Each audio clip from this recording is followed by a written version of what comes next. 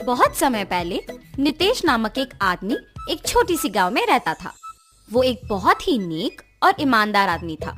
वो छोटी उम्र से ही अपने पिता की तरह मटके में कुल्फियाँ बना के उसके बाद उन पे रंगीले बर्फ भर के उन्हें बेचता था। कुल्फी कुल्फी, मलाई कुल्फी, पिस्ता कुल्फी, बादाम कुल्फी, रोज कुल्फी, ले लो भाई ले लो, घर पे बनाए हुए ताजा कुल्फी, सिर्फ 5 रुपए में आपके मनपसंद कुल्फी। सभी बच्चे उसके जोर जोर से चिल्लाने पर उसकी बात सुन के उसके बनाए हुए कुल्फी स्वादिष्ट रहने पर उन्हें खरीदते थे। ऐसे उसकी कुल्फी का व्यापार अच्छा चलता था। एक दिन जब नितेश कुल्फियाँ बेच रहा था, उसके पास एक बालक आता है। अंकल, जरा ये लेके मुझे कुल्फी देना। तुम सोने का चेन के बदले में कुल्फी मांग रहे हो? किसका है ये? ये चेन मेरी माँ का है। उन्होंने मुझे कुल्फी खरीदने के लिए पैसे नहीं दिए, इसीलिए मैंने उनको बताए बिना ये चेन लेके आया हूँ। ये लेके मुझे कुल्फी दे दो। तुम्हारे माँ को बताए बिना ऐसे इतनी महंगी चेन लाना गलत है ना बेटा, ऐसे नहीं करते। ये चेन अपने माँ को वापस कर दो। मुझे तभी पैसे दो जब तुम्हारे पास है। ऐसे कह के उस बच्चे को कुल्फी देके वहाँ से चला जाता है।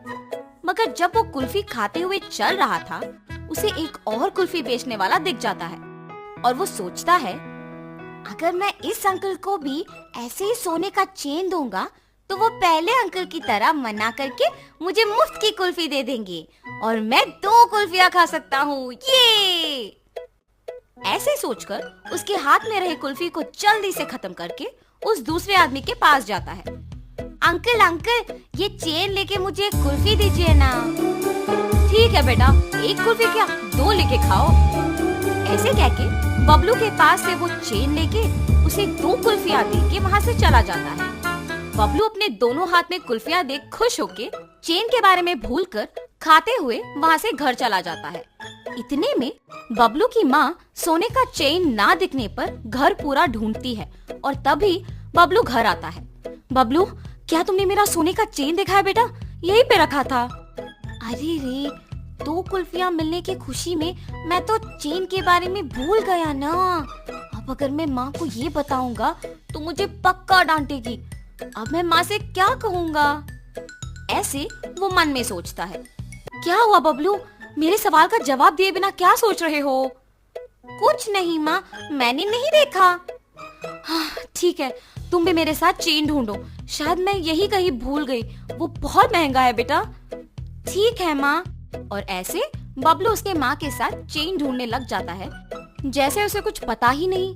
बहुत समय बाद जब उसकी माँ ढूंढ ढूंढ के चेन ना मिलने पर थकान के मारे दुखी होके बैठ जाती है। बबलू उसके माँ को दुखी देख सोचता है, उस चेन के खो जाने पर ही माँ दुखी है। मैं माँ को दुखी नहीं देख सकता। चाहे कुछ भी हो जाए, मैं माँ को सच बता दूंगा। ऐसे अपनी माँ के पास जाता है और कहता है, माँ, आपके डांटने के डर से मैं सच नहीं बता पाया। मैं कुछ नहीं कहूंगी बेटा, सच क्या है?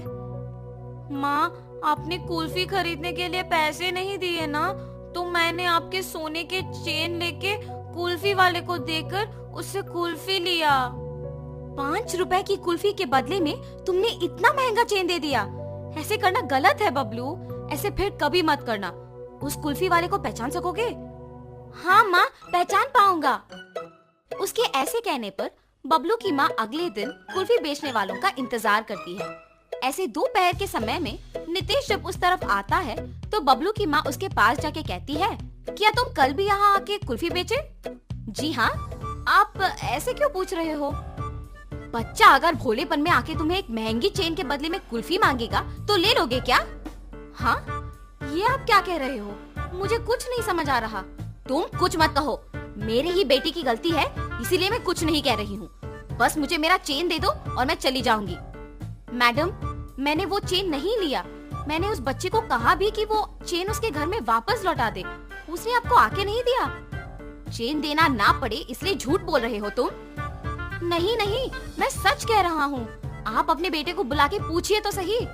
बबलू, बबलू। हाँ माँ। बबलू, क्या यही वो आदमी है जिसको तुमने मेरा सोने का चेन दिया?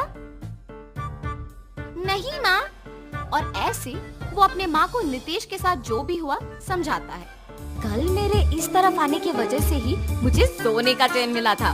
काश आज भी ऐसा कुछ हो। ऐसे सोचते हुए उस तरफ जा रहे कुल्फी वाले को बबलू देखता है। माँ वही वो अंकल है जिन्होंने मुझसे चेन लेके कुल्फी दिया था।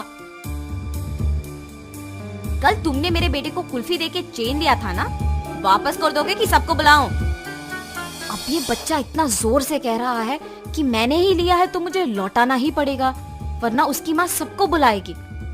लालच के मारे यहाँ आना अनावश्यक था। चेन दिए बिना क्या सोच में पड़ गए हो तुम? मुझे माफ कीजिए दीदी। ऐसे वो आदमी उसका गलती मानकर उसके पास के सोने का चेन बबलू के माँ को दे देता है। बच्चे मासूमियत में अगर आके महंगे चेन के बदले में अगर कुल्फी मांगे तो क्या दे दोगे? उन्हें इतना भी नहीं बताओगे कि वो गलत है? उस कुल्फी वाले ने ऐसे ही लालच के बिना मेरे बच्चे को गलती करने से रोका था। आइंदा ऐसे कभी मत करना, इस आदमी से सीखो।